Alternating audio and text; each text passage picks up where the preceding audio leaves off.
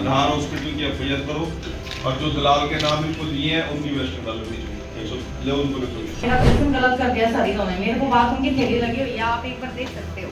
और उनकी detail check करो कितने लोगों के साथ उन्होंने जैसी जालसाजी करके वो आधार में लेके गए हैं।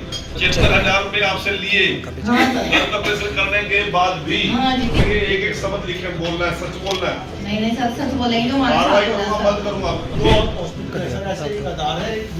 तो सुना आपने, महिला द्वारा मंत्री के सामने शिकायत की गई है। ये दरअसल आज जिला कष्ट निवारण समिति की बैठक थी और बैठक में महिला अपनी गुहार लेकर जिला कष्ट निवारण समिति की बैठक में पहुंची थी और ऐसे में मंत्री कृष्ण बेदी के सामने उसने सारा मामला बताया। महिला ने जैसे ही इसकी शिकायत की तो उसके बाद सीएमओ से पूछा गया। सीएमओ द्वारा जानकारी दी गई कि उन्होंने इस मामले की जांच की जिसमें ये लापरवाही आधार हॉस्पिटल की सामने आई, जिसके बाद मंत्री ने तुरंत एफआईआर के आदेश दिए, साथ ही दलालों के नाम भी शामिल करने को कहा गया। नमस्कार सर जी, मेरा नाम सुमन है।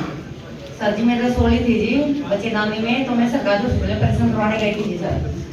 उन्होंने सर वहाँ पे मना कर दिया था सरकारी वालों ने, भाई उम्र कम है इस हिसाब से आपको होगा नहीं। तो वहाँ से जो दलाल है, ये दलाल है सरकारी अस्पताल में, जोगिंदर रेड्डी बहुत चतुर है सर, ये मेरे को वहाँ से भगा के आधार हॉस्पिटल में ले गए। वहाँ ले जाके उन्होंने ऑपरेशन करवाया, वहाँ मेरा ऑपरेशन गलत कर दिया सर इन्होंने, मेरे को बात उनकी थैली लगी हुई है, आप एक बार देख सकते हो। ये परमानेंट ही लग गया सर। मेरे घर वाला ब्लाइंड है 15 साल से, ये खड़ा, इनको दिखता नहीं है। मेरे 4 बच्चे हैं सर।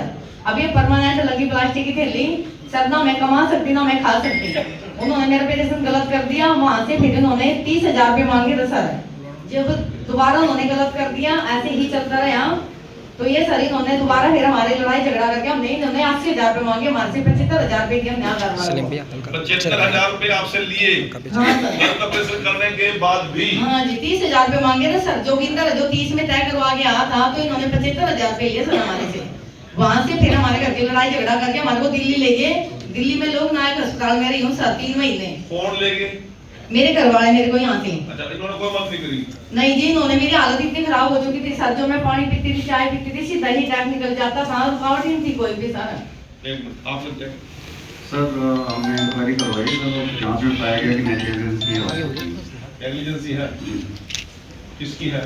सर आधार हॉस्पिटल की एफआईआर करो और जो दलाल के नाम इनको दिए हैं उनकी वेस्टर्न डालो ले उनको लिखो। मुकेश सारा डॉक्टर है सर जी, वो आधार वाला विशाल है जी। ठीक है सर। और उनकी डिटेल चेक करो कितने लोगों के साथ उन्होंने जैसी जालसाजी करके वो आधार में लेके गए हैं। ये 2 हॉस्पिटल है सर, ऐसे एक आधार है एक दूसरा है। पहले भी चलो जिसकी शिकायत आ रही फिलहाल तो उसकी बात कर रहे हैं। हाँ बहन जी ऐसे करिए, बैठिए आप आराम से। ये डीएसपी साहब अभी आपको कहीं बुलाएंगे, एक एक शब्द लिखे बोलना है, सच बोलना है। नहीं सर सच बोलेंगे तो हमारे कार्रवाई साथ करूंगा, होगा बंद करूंगा। सर। ठीक है सर, 2 महीने हो गए सर मेरे को धक्के खाते खाते। वहीं जैसे ही मंत्री द्वारा एफआईआर के आदेश दिए जाते हैं तो डीसी डॉक्टर वीरेंद्र कुमार दहिया की तरफ से एक और अस्पताल का भी जिक्र किया जाता है। हालांकि मंत्री द्वारा कहा गया कि अभी फिलहाल एक ही अस्पताल की शिकायत आई है जिस पर वो कार्रवाई कर रहे हैं। तो वहीं कुछ दिन पहले भी महिला द्वारा सिविल अस्पताल के बाहर बैनर लगाकर प्रदर्शन किया गया। उस दौरान महिला ने इस पूरे मामले की जानकारी दी थी, एक बार वो भी सुनते हैं। मैं ऑपरेशन करवाने आई थी सर जी यहाँ सरकारी में, तो मैं जैसे यहाँ ऑपरेशन करवाने आई तो इन्होंने मना कर दी थी ऑपरेशन की। तो कहते भाई तुम्हारा ऑपरेशन नहीं करेंगे, उम्र कम है। तो जैसे मैं यहाँ चक्कर काटती थी तो एक जोगिंदर है जी 5 मंजिल पे जो ऑपरेशन थिएटर में है जी, ऑपरेशन करता वो। तो उसने मेरे को देखा कई बार यहाँ तो उन्होंने मेरे को मना कर दी। तो वो मेरे पास आया, वो कहने लगा कहाँ भाई क्या बात होगी, तुम क्यों चक्कर काटते रहते हो। मैं कहा जी ऑपरेशन करवाना मैंने रसोली का, मेरे बच्चेदानी में रसोली थी। तो वे कहने लगे भला यहाँ क्या कह रहे डॉक्टर। मैं कहा जी तो मना कर रहे हैं। उसको पता था कहाँ भाई मना कर रहे जो ऑपरेशन में ही है जो थिएटर में। तो कहने लगा कि मैं तुम्हारा कम में करवा दूंगा और मेरे साथ चलो तुम प्राइवेट अस्पताल में। मैंने उसको बोला भैया हम गरीब आदमी, हमारा इतना जुगाड़ नहीं है जो हम प्राइवेट में करवा लें। तो कहने लगा कि नहीं भला मैं सस्ते में करवा दूंगा, तुम्हारा 30,000 रुपये में मैं ऑपरेशन करवा दूंगा, सारा खर्चा 30,000 में आ जाएगा। मैं कहा ठीक है। वे मेरे को फिर नीचे आया, नीचे जोगिंदर है तो ये दीपक चतुरु उसका दोस्त है, उसको भी वो भी साथ में होया। दोनों जने मेरे को आधार में ले गए। उन्होंने मेरा 24 तारीख में, दिवाली का दिन था 2022 की 24 तारीख थी, उन्होंने मेरा ऑपरेशन कर दिया। उन्होंने मेरा ऑपरेशन गलत कर दिया।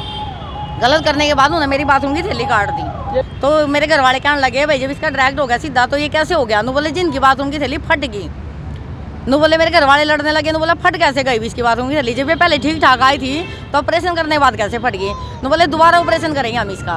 मेरे घर वालों ने मना कर दी, उनको दोबारा ऑपरेशन नहीं करवाने के। मैं भी डर गई थी क्योंकि उनके पास कोई लेडीज नहीं थी, डॉक्टर नहीं, जेंट्स थे सारे 7-8 जने थे जेंट्स थे। उन्होंने इतनी बुरी तरह ऑपरेशन करा, जब मेरा उन्होंने टांके भरे ना, मेरा सुनपना भी खत्म हो गया था। मैं ऐसी चीख रही थी जो मेरे टांके भरे थे। उन्होंने मेरे पे कोई तरस नहीं, यहाँ चीख जो है भी उन्होंने मेरे इतनी कस के टांके भरे। नु बोले भाई दिवाली है, जल्दी चलो जल्दी चलो, जल्दी जल्दी के चक्कर में उन्होंने मेरी थैली थाली काट कूट के जल्दी टांके भर के मेरे को घेर के चले गए। मेरे को जी इंसाफ चाहिए, आगे इंसाफ चाहिए। मेरे 3-4 लाख रुपए दिल्ली लगे, यहाँ इन्होंने 30,000 रुपये में तो आई थी, 80,000 रुपये लिए इन्होंने। 80,000 में से 5,000 रुपये माफ कर दे, 75,000 रुपये आधार वालों ने लिए।